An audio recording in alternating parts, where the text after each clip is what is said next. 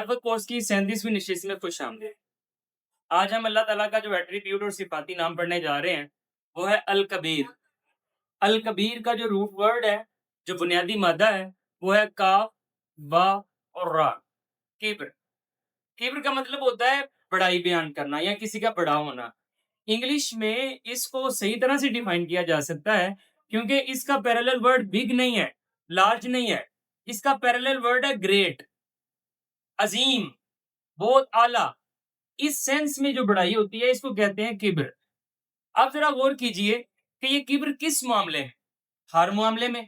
اگر وزڈم میں کوئی بڑا ہے، کوئی عظیم ہے، کوئی گریٹ ہے، ہم کہیں گے الکبیر۔ کوئی عمر میں بڑا ہے، ہم کہیں گے گریٹ، الکبیر۔ مال کے کائنات ہر معاملے میں الکبیر ہے۔ نہ اس سے زیادہ کسی کی عمر ہے، نہ اس سے زیادہ کسی کی طاقت ہے، نہ اس سے زیادہ کسی کا علم ہے، نہ اس سے زیادہ کوئی غفور ہے، نہ اس سے زیادہ کوئی رحم کرتا ہے، نہ اس سے زیادہ کوئی ہم سب کو جانتا ہے، نہ اس سے زیادہ کوئی نوازتا ہے، اور نہ ہی اس سے زیادہ کوئی عذاب دے سکتا ہے۔ ہر معاملے میں وہ الکبیر ہے، وہ سب سے بڑا ہے۔ یہاں پر نا ویسے میں ایک درد دل بیان کرنے لگا ہوں، پھر اس کے بعد واپس چلتے ہیں اپنے معاملے کی طرف۔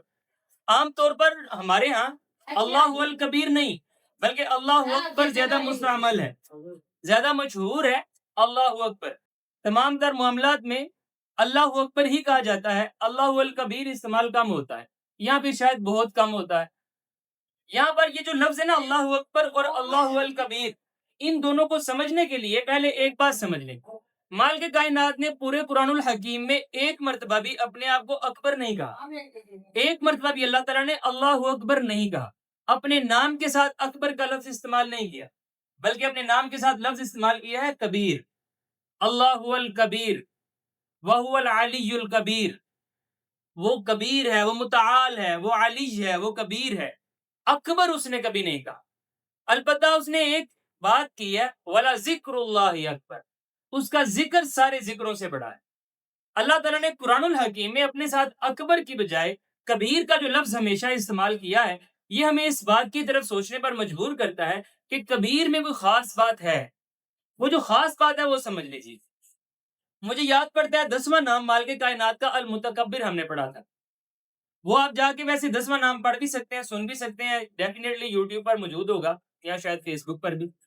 اب یہ جو المتکبر ہم نے پڑھا تھا اس میں ہم نے شاید یہ بات کی ہو، اب مجھے ایگزیکٹلی یاد نہیں ہے۔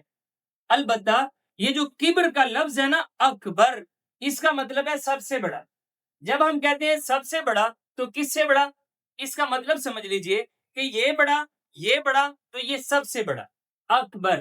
فار ایگزامپل میں کہتا ہوں اس حال میں سب سے زیادہ بڑی یہ خاتون ہے، مطلب یہ اکبر ہے، ان تمام تر عمروں کے لحاظ سے یہ اکبر ہے۔ اسی طرح سے تمام تر معاملات میں جب یہ بڑا ہے، یہ بڑا ہے، یہ بڑا ہے، یہ سب سے بڑا ہے۔ مال کے کائنات نے یہ سپرلیٹو ڈگری اپنے لیے قرآن الحکیم میں استعمال نہیں کی۔ الکبیر کا مطلب کیا ہے؟ الکبیر کا مطلب ہے دا اونلی گریٹسٹ، صرف اکیلا وہی بڑا ہے، اس کے سوا کوئی بڑا ہے ہی نہیں ہے۔ یہ بات میں اتنی ڈیپلی آپ کے ساتھ کیوں کر رہا ہوں؟ اس لیے کر رہا ہوں کہ جب آپ اللہ اکبر کہیں آئندہ تو آپ کے ذہنوں میں یہ بات البتہ موجود رہنی چاہیے کہ وہ الکبیر ہے۔ ہم اللہ اکبر بھی الکبیر کے معنوں میں ہی کہتے ہیں کہ وہ اکیلا بڑا ہے، اس کے سوا کوئی بڑا ہے ہی نہیں ہے۔ آپ اکثر اوقات جب بھی کبھی دیکھیں آپ کے معاشرے میں کوئی علم کے لحاظ سے خود کو بڑا سمجھتا ہو یا اس کی بڑائی کا سکہ مانا جاتا ہو، اس کی بات سند اختیار کر جائے۔ اب آپ کے ذہنوں میں میں سمجھتا ہوں شاید کوئی مولوی صاحب آئے ہوں، کوئی مفتی صاحب آئے ہوں، کوئی عالم صاحب آئے ہوں، تو میں ان کی بات نہیں کر رہا، نہ ان کو کوئی اتنا بڑا مانتا ہے کہ ان کی بات سند بن جائے۔ البتہ کسی کو اتنا بڑا مانتا ہے، وہ کون ہے؟ وہ ہے سائنسدان۔ فار ایگزامپل سائنس نے ہمیں ایک تھیری دی، اس نے کہا کہ ایک ارتقاء کی تھیری ہے۔ پہلے ہم بندر ہوا کرتے تھے، بندروں سے پھر تدریجاً تبدیل ہوتے ہوتے ہم انسان بن گئے۔ ہمارے بچے یہ بات ماننا شروع ہو گئے کہ ہم انسان پیدا نہیں ہوئے تھے، بلکہ پہلے ہم بندر ہوتے تھے، بندر کے بعد آپ تبدیل ہوتے انسان بن گئے۔ ارتقائی عمل، ایولیوشن، یہ جو بات ہے اس کو ہم نے کبیر مان لیا۔ حالانکہ مال کے کائنات نے آپ کا اور میرا اوریجن پوائنٹ بتایا تھا، اللہ تعالیٰ نے بتایا کہ میں نے ایک پورا مرحلہ وار بتا کر میں نے مٹی گارا اور وہ تمام تر معاملات بتایا کہ میں نے ایک شخص آدم کو بنایا، پھر آدم کے بعد اس کے بچے پیدا ہوئے، وہ ہم سب ہیں۔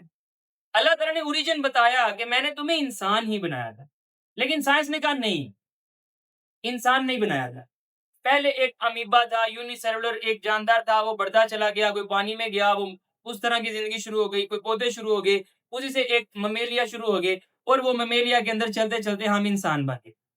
اور آپ جانتے ہیں، اگر آپ کے دل میں داغ بیٹھ گئی ہے اس بات کی، اگر آپ کا دل یہ بات مان گیا ہے کہ واقعی ہو سکتا ہے ایوولوشن کے ذریعے سے ہم پہلے سب ایک ہی ہوتے ہوں، بندروں سے ہی ہم انسان بنے ہوں، اگر آپ کے دل میں یہ بات آ گئی ہے تو یہ ہے وہ کبر کہ آپ نے اللہ سے بڑا کسی کو مان لیا۔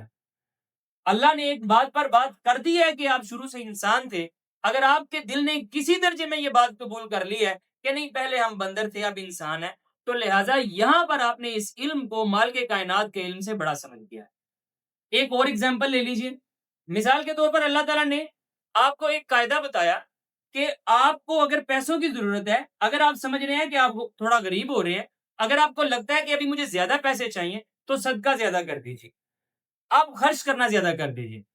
ایک اور بھی علم آیا، اب یہ جو آپ کی اکانومکس تھی، یہ اکنامکس نے آپ کو بتایا، آپ کی معیشت نے آپ کو بتایا نہیں، اگر آپ غریب ہو رہے ہیں خرچ کرنا کم کر دیں، اب غریبوں کو نہ دیں، مشکل وقت کے لیے بچا کے رکھ لیں، اب ضرورت پڑنے پر بھی خرچ نہ کریں، بچا کے رکھیں، آپ کے کام آئیں۔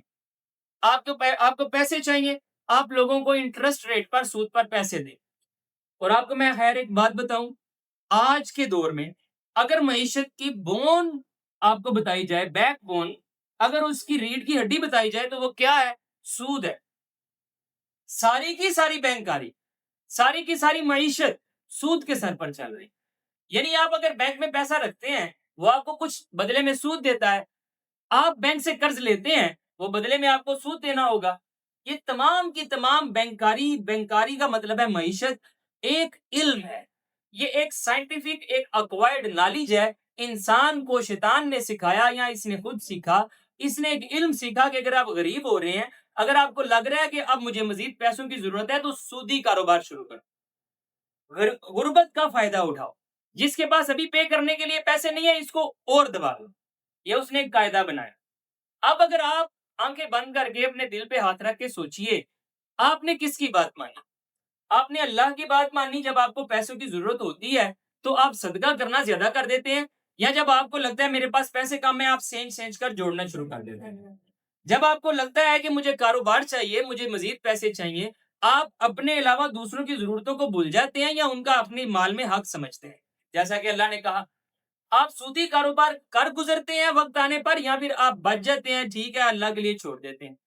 اگر آپ نے سود کو ٹھیک سمجھا، اگر آپ نے اس نظام کو سپورٹ کیا، چاہے آئیڈیالوجیکلی، چاہے صرف سوچ کر یا پھر پریکٹیکلی وہ کر کے، تو آپ نے اللہ سے بڑا ہی سمجھا اکانومکس کو، آپ نے معیشت کو، ان اصولوں کو، یہ ڈیمانڈ اینڈ سپلائی کا جو رول ہے، آپ نے اس سارے کے سارے سودی نظام کو اللہ کے کلام سے بڑا ہی تو سمجھا، یہی تو آپ نے شرک کیا۔ اب ذرا دیکھیے، مال کے کائنات خود کو الکبیر کہتے ہیں کہ میں الکبیر ہوں، یعنی میں سب سے بڑا ہوں، بلکہ یہ ترجمہ غلط ہے، ترجمہ صحیح یہ ہے کہ صرف میں ہی بڑا ہوں، میرے سوا کوئی بڑا ہے ہی نہیں۔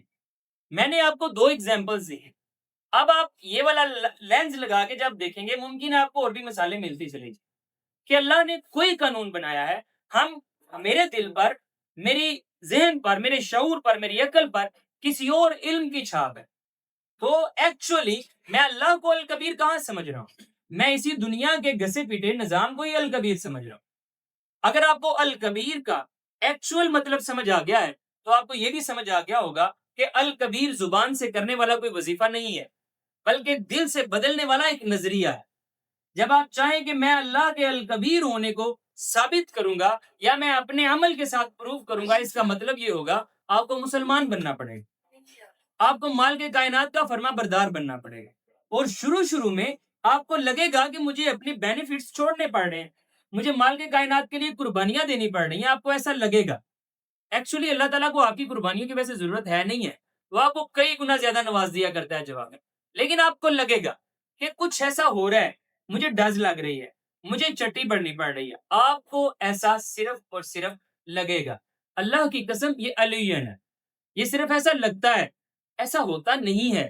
کیونکہ آپ کے پاس جو 5-7 کروڑ روپیہ پڑا ہوا ہے نا, یہ پڑا رہ جانا ہے, آپ نے مر جانا ہے, آپ کے کب کام آنا ہے. لیکن اگر آپ خرچ کرنا شروع کر دیں گے تو آپ کے کام آئے گا. خیر یہ ایک ڈاٹا ایلوین ہے, اور یہ 1-2 دن میں نہیں, پتہ نہیں کتنی صدیوں میں شیطان نے باندھا ہے. البتہ اس کو توڑنے میں صدیاں نہیں چاہیے, ایک صرف اور صرف نعرہ چاہیے, اور وہ کیا؟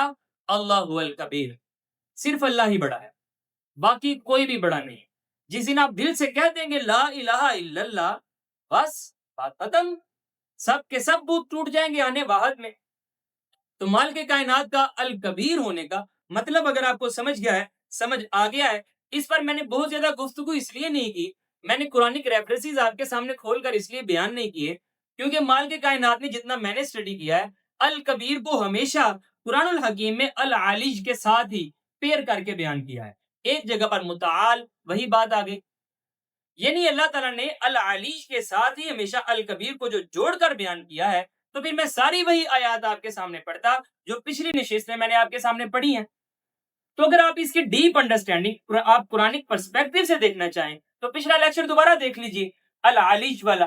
ساری آیات یہ والا لینز لگا کے جب آپ پڑھیں گے, آپ کو سمجھ آئے گی کہ یہی آج بھی پڑھی جانے.